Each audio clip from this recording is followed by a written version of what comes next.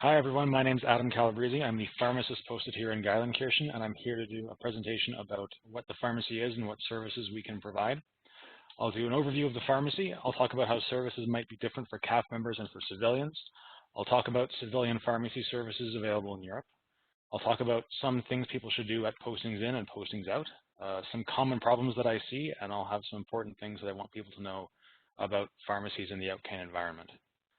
So a little bit about me. That's a picture of me in my pharmacy. I graduated from the University of Toronto in 2011. I've done a number of postings since then at the clinic in Ottawa, 2 field ambulance in Petawawa, Central Medical Equipment Depot in Petawawa, and the clinic in Halifax before I was posted here to Germany in 2018. Unfortunately, that means I am posted out this year, and I'll be replaced by somebody else. So if you're watching this presentation in the future, bear in mind you can still email me, and I'll just forward your email along to the right person. And I should mention as well, I do have a French profile, so if anybody feels more comfortable writing me in French, that's certainly not a problem for me to deal with. How to reach me, here's my direct inbox and my direct phone line. Anybody is welcome to phone me directly. There's nothing wrong with doing that. But there's also the clinic reception mailbox here, as well as the clinic receptionist phone line. And that's useful to reach out to if ever I'm on leave or you've tried to reach me, but no one's answering. They'll get the message and come around and poke me and remind me to call you back. In terms of opening hours, we're open to patients in the morning, 7:30 until noon, and that's primarily due to our business continuity plan because of COVID. So I sometimes am here in the afternoons. You can still try and phone me, but the doors may not be open. So here's some things that I do and don't do. Obviously, I'm a pharmacist. I provide medications from prescriptions, and that is done either physically in person if you're here at the clinic. It can be done via duty mail run to some locations like Brunsum, Brussels, and Cologne, and also done by commercial mail, DHL or UPS, if you're remote to Geilenkirchen. Aside from just giving medications, I'm also here for advice and recommendations. If you have a question that you would normally want to ask a pharmacist back in Canada, that is why I have a posting here in Europe, is to be there and answer the phone. So please don't feel like you're not allowed to reach out to me, even if you're not necessarily receiving a product from me. I do over-the-counter medications, so if something's over-the-counter in Canada, it's also over-the-counter through me, no prescription required. I also have an expanded scope of practice through the military, so I'm able to prescribe for minor conditions, smoking cessation, uncomplicated urinary tract infections, cold sores, things like that. So you can phone me or come and see me, and I can provide that without you having to see a physician. And I also have a certificate in travel health from the International Society of Travel Medicine, which means that for anyone who's taking a vacation to somewhere exotic and might need medications or vaccines or some additional medical considerations, I'm often able to respond to those concerns. Some things that I don't do herbal, naturopathic, or homeopathic preparations, primarily because it's not in the Canadian Forces spectrum of care. I don't do multivitamins for general use. I don't carry a lot of things like Centrum and that sort of thing, although vitamins with a specific indication, like women who are pregnant or breastfeeding, or people, vitamin D, people who have a specific need, I can do that. And some other products like throat lozenges, cough syrup, I often don't carry as well. My medical supply all comes from Canada, which is a good thing. It means that you're getting the same medication as you were back home, the same concentration, the same dosing instructions. All of the labeling will be in English and French if it's a commercial product, but it means that it takes a long time to get here. And it can take several weeks for something to successfully ship, depending on circumstances. Especially now with COVID, logistics has slowed down quite a bit. And all of my stuff comes in shipping containers that are temperature controlled, which means I only have so much space to bring things in. All that to say, keeping stock and inventory is a large part of my thought process. I usually order what I need. I often don't carry things that I don't need. And that becomes relevant, as I'll discuss later in the presentation. And finally, this is a very small pharmacy. The only staff member is me, the one pharmacist. I have no technicians, no assistants, and unfortunately the pharmacy closes when I go on leave, which is unfortunate, but is one of the constraints that we have here in the outcan environment. So a few basic things for prescriptions. They can be either from the military providers here in the clinic. They can be from local providers here in Europe. You could even, if you're able to, bring a prescription from Canada or have it faxed to me from your provider in Canada. Unfortunately, I cannot take them by email. So I often have people will send me an email with a scanned copy of a prescription. Unfortunately, that is not necessarily a legal prescription. I'm not able to fill based on that, although there are often a number of ways that I can still provide you medications. It just requires a few extra steps. Prescription transfers, relevant for postings in and out. Just bear in mind they don't happen automatically. If you're coming in here, you'll need to let me know to reach out to your prior pharmacy to get your file transferred in. For civilian patients, unfortunately, it's very difficult to transfer from those pharmacies. Because I'm in Germany, even though I am a Canadian pharmacist, they are often very hesitant to send me prescriptions or send me transfers because that's not a thing that's commonly done. Other ways to get around that I'll discuss later on. And the final point here, I cannot take transfers from non-Canadian pharmacies. So if you're doing an out-can to out-can posting, like from the States here to Europe, for example, or if you were at an American military pharmacy, unfortunately, I can't interface with those pharmacies and have prescriptions directly sent between us. For things that you can get without a prescription, like I said before, if it's over-the-counter in Canada, it's over-the-counter here. Some basic stuff, Advil, Tylenol, Sudafed. I do have a rather limited selection. I don't carry things like NyQuil, Dayquil, unfortunately. Children's products, I do try to carry some of the basics because those are a bit harder to find here in Europe. So children's Advil, Tylenol, allergy medications, Gravol, Benadryl, that sort of thing. And I'm able to prescribe for a number of things that you might not have normally expected a pharmacist to be able to do. So smoking cessation, urinary tract infections, heartburn, allergies, common issues like that. You can often just phone me up and we can have a quick discussion, and I can send you things that in a number of jurisdictions require a prescription from a physician. So some of the differences in services between military and civilian patients.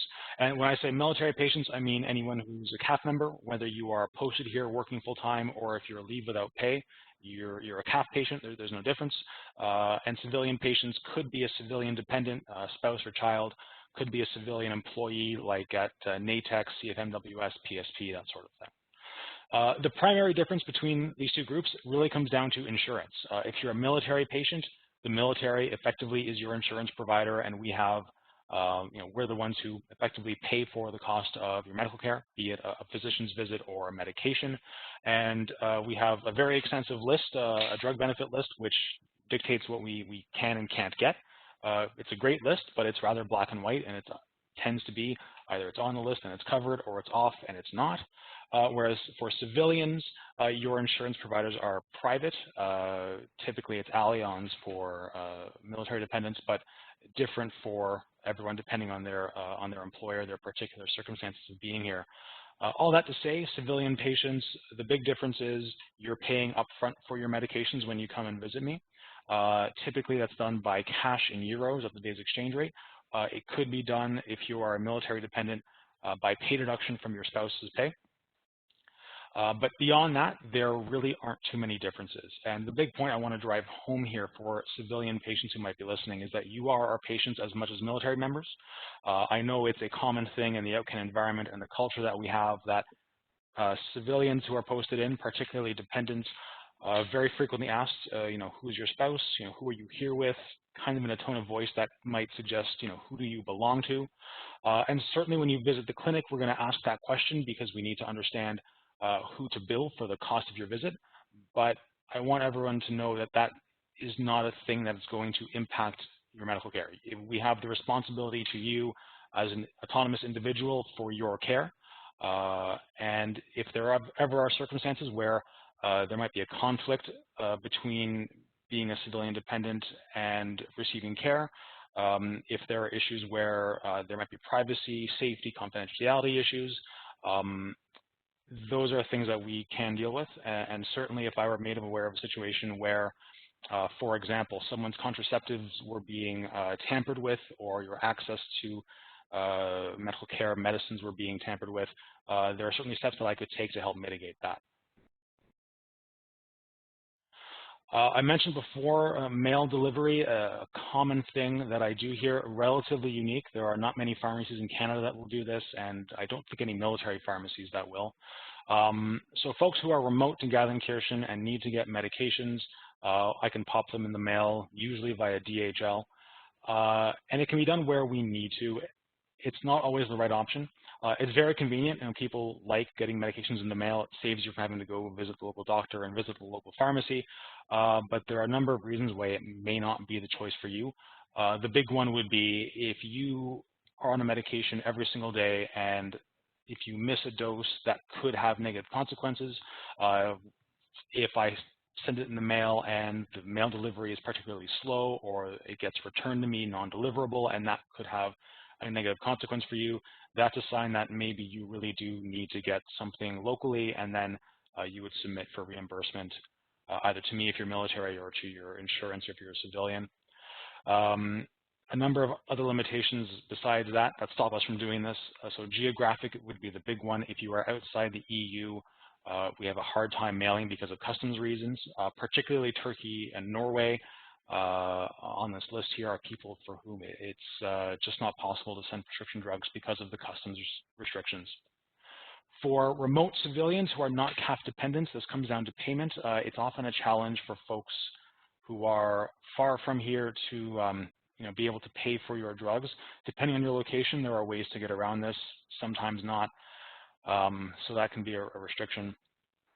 And diplomatic postings that are outside the EU, particularly for civilians who are there.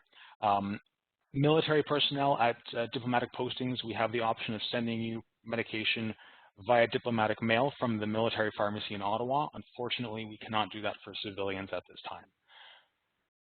Narcotics and controlled substances are an important legal consideration.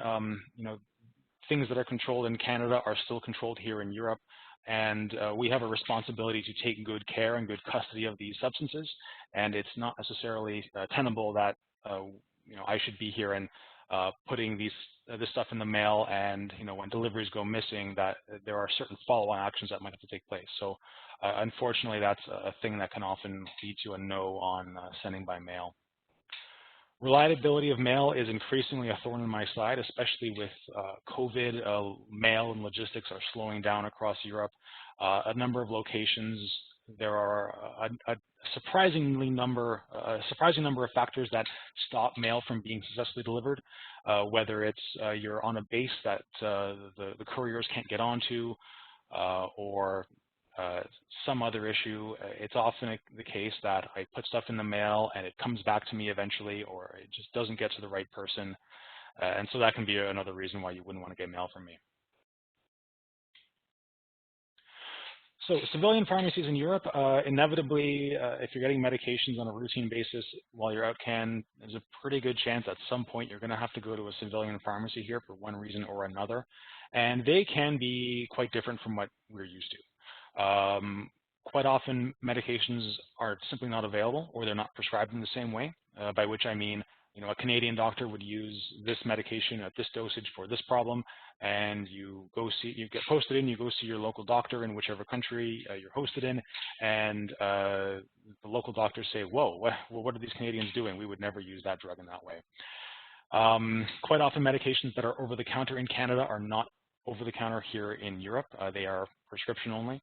And I've seen a few situations where it goes the other way around, that things that are prescription only in Canada can be bought without much trouble here in Europe. And pediatric options seem to be things that are harder to find. There's not as visible as they are in Canada, not as broad a diversity of selection. The typical pharmacy in Canada is something like a Rexall or a Shoppers Drug Mart, where you have large areas of aisles that you can select for yourself and go to the checkout, and there's really no need to speak with a pharmacist. Whereas pharmacies in Europe are much smaller, and they're centered around that dispensing counter. And so there's kind of two modes of stores here. There's specifically a pharmacy, or in German an Apotheke, and then there is the druggery or perfumery, which has more of the drugstore type items. And those are two separate institutions, and and it's a bit different to navigate. One important thing to know, and this link here at the bottom is a German-specific link, but there are similar websites for other countries in Europe. You rarely see 24-hour pharmacies, and you rarely see pharmacies that are open, 8 a.m. to midnight. However, the local pharmacy associations or institutions designate specific pharmacies to be duty pharmacies on a rotating schedule. And so if you ever need to go to a pharmacy at 2 in the morning on a Saturday, you can visit this link and find which one is closest to you. And if you're not in Germany, a little bit of Googling can go a long way to help you find the pharmacy near you if you need to. A quick note on U.S. military pharmacies. People who are posted to places like Naples and Ramstein often rely on U.S. military installations, and they're great. They are much closer to Canadian pharmacies than European pharmacies are, and the physicians there will be closer to Canadian physicians in how they prescribe. So you're getting things that are more familiar, closer to what you would get had you gone to see a doctor in Canada. If you're a military member, they're even better because they bill us directly for their services, and you're not having to worry about paying up front and submitting a claim for reimbursement. But the main difference here is going to be the cost. And I do see every invoice that we get for a military member, I do review them to document what you've received. And every once in a while, the cost of the drugs is significantly higher than what the cost would be in Canada. So if you're a military member, it might be the case that I phone you up and say, hey, I'm going to save $1,000 a year if I give you this medication versus the Americans, and is that all right? And we can have a discussion about that, and if there's a reason why that's not a good option for you, I'm happy to accommodate that. On the flip side, if you are a civilian and you are paying out of pocket for these drugs, you might be the one phoning me to say, hey, I'm spending much more money than I'm used to. Is it possible for me to get the medications from you rather than the Americans? And I can usually accommodate that, but as I mentioned before, there are often a number of reasons why that may not be a good idea. So some things to know for postings in and postings out. For postings in, it is now part of the house hunting trip and increments routine that people come to the pharmacy and basically say hi, and I can find out what medications you're on and get ready for you to be posted in. Unfortunately, with virtual house hunting trips and the number of people who are remote to Geilenkirchen, not everyone does get in touch with me. But if anyone here is going to be a sponsor for somebody coming in, you are certainly welcome to give them my information, and it's not a problem at all for them to phone me or email me well ahead of time. And the basic idea here is that, as I mentioned before, my supply chain is very long. My stock keeping is based around what I am forecasted to need. And what I really want to know is if somebody's coming in and they're on a medication that I don't have, I want to know that so I can order it and have it on the shelf ready for them when they get here. Unfortunately, it happens, especially in those first 3 months after posting in season. I have a lot of folks show up and they'll say, hey, I'm on this medication and I'm out in 1 week and I need to get more. And unfortunately, I don't have any in stock, and it's going to be a month until it arrives. And it's much better that I know ahead of time so I can keep it on the shelf for them and avoid the problem before it becomes a problem. For military members posted in, it's usually quite easy to transfer in prescriptions. I just have to know what base you came from, and I'll get in touch with the folks there and have them transfer it in. Just bear in mind that's not done automatically. I do have to be told to do that. And for civilians, as I said before, it's often hard to transfer in prescriptions from Canada, but what we usually do is have you take an appointment with the clinician to get a new prescription, and that's usually not much of a problem. I know back in Canada, it's often the case that people don't have a family doctor, or getting an appointment can take a long time. Fortunately, that's not much of a problem here, so we'll just have you do an intake appointment, get a new prescription, and then I can keep you going with your medications. For postings out, the big concern is making sure that we have some continuity in your medical care and your medications.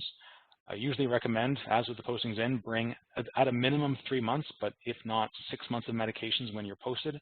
And certainly for civilians, I would say you want to err on the side of more rather than less, because you often don't have a family doctor lined up when you go home. Although with insurance plans, that can sometimes be a problem because they don't want to pay for more than 3 months at a time.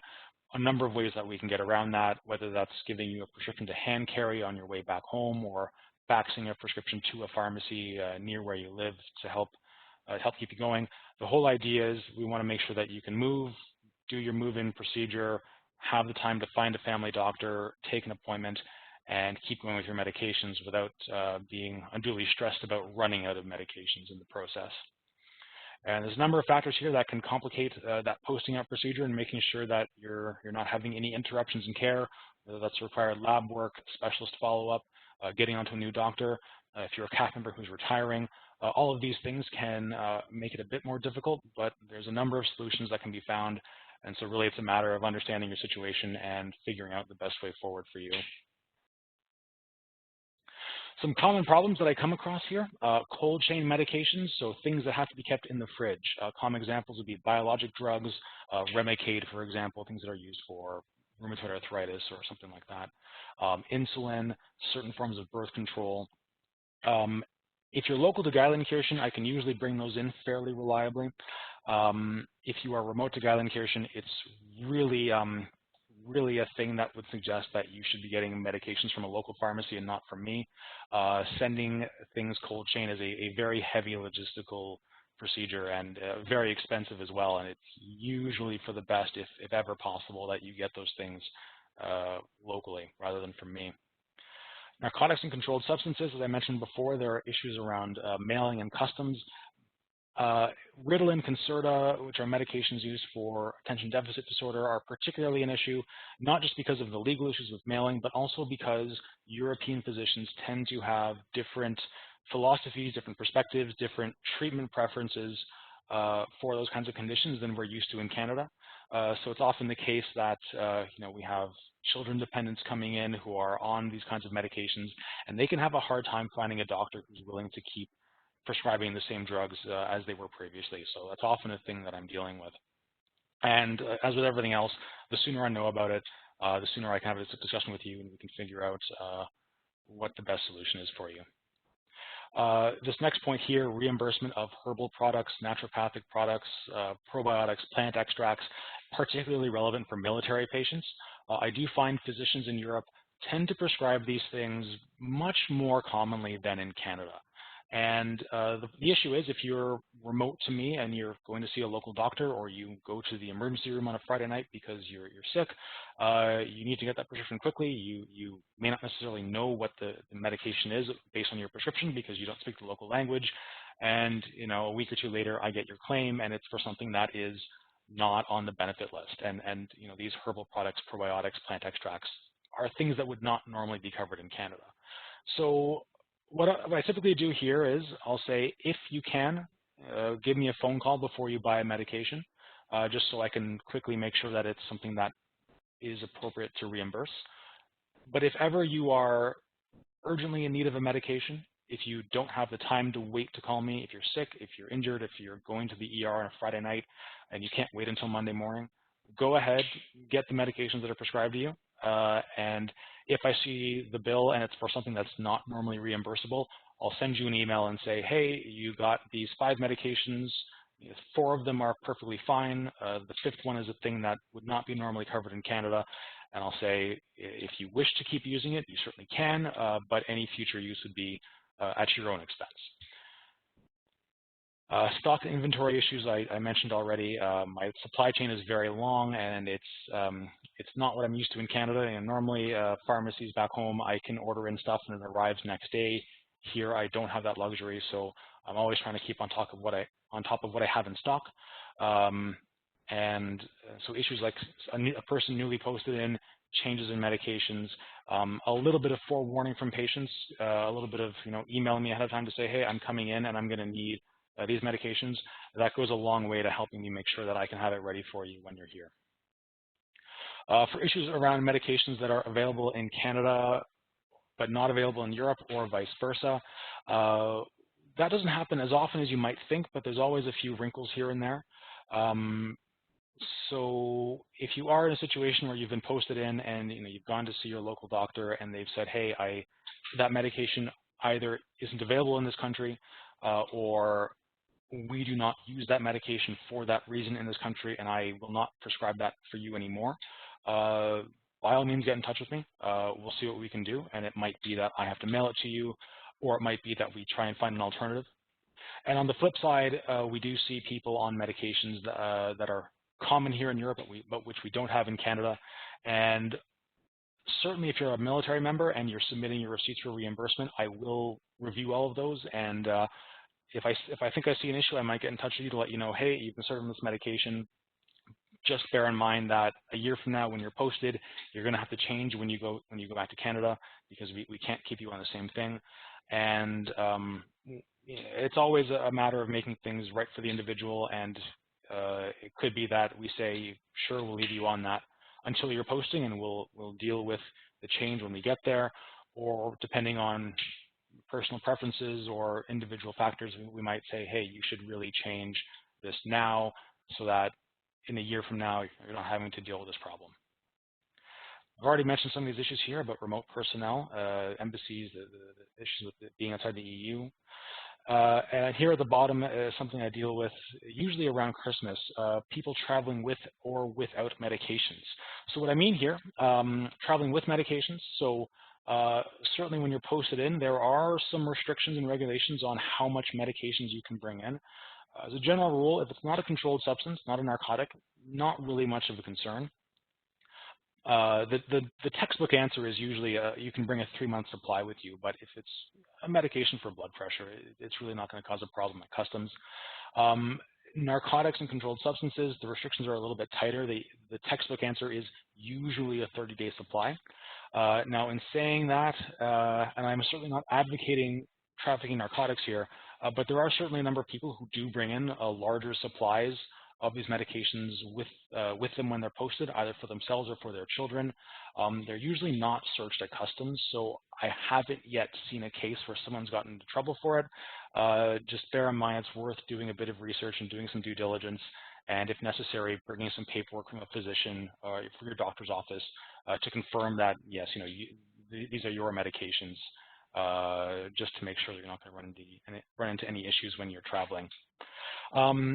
The other thing to mention about traveling with medications, I've had a few cases where people's luggage has gone missing and their medication was in their luggage, either luggage in the airline, or they'll sometimes put medications into their Brookfield shipments and then wait for them to arrive. And inevitably, there's a delay in arrival, or the baggage goes missing and then they're out of medications. So please, as much as possible, keep your medications in your carry-on luggage, so that way they're not going to be separated from you. And I did see one case where a member had their medications stolen out of their checked luggage by airport security. So really keeping them as close to you as possible is really the best way to go. By traveling without medications, I saw a few cases over the course of the last year or so with COVID that people had gone back to Canada and stayed there longer than their medications would last. So I was able to, very fortunately, for a number of these cases, send prescriptions to local pharmacies or take various courses of action to keep people on their medications. So if you ever are back home for a prolonged period of time, or you suddenly find yourself without medications, certainly you can get in touch with me, and we can see what we can do to keep you on those medications. So some good things to know here. For those of you posted remote to Geilenkirchen, online pharmacies are actually a thing here in Europe.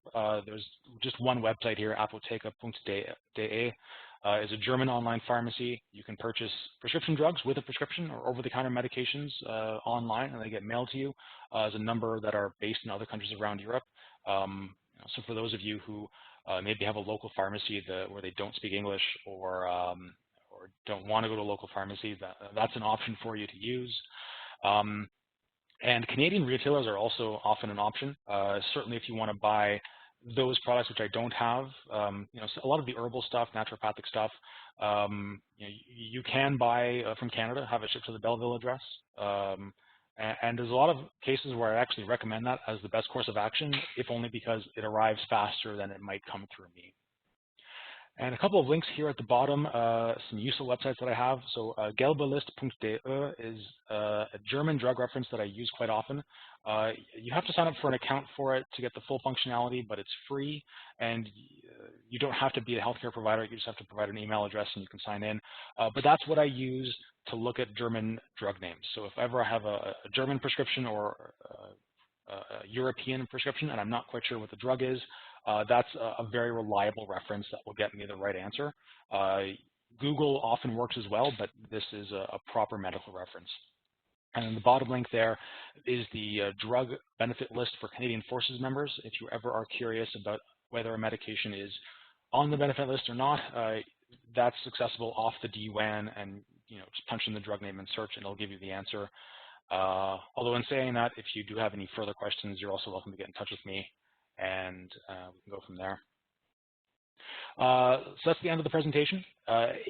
My contact information is there, and whether I'm making this presentation at the end of January 2021, but if down the line you have any questions, you can still email that email address, and I'll forward you to the next pharmacist. But I said before, a big part of the reason why I have a job here in Europe is to answer these questions. And it's one of the things that pharmacists try to pride themselves on, is being accessible and being available. You don't need appointments to come and see us. So you shouldn't feel as though whether you're civilian, military, civilian dependent spouse, dependent child, no one should feel as though they are not able to directly give me a phone call to ask me a question.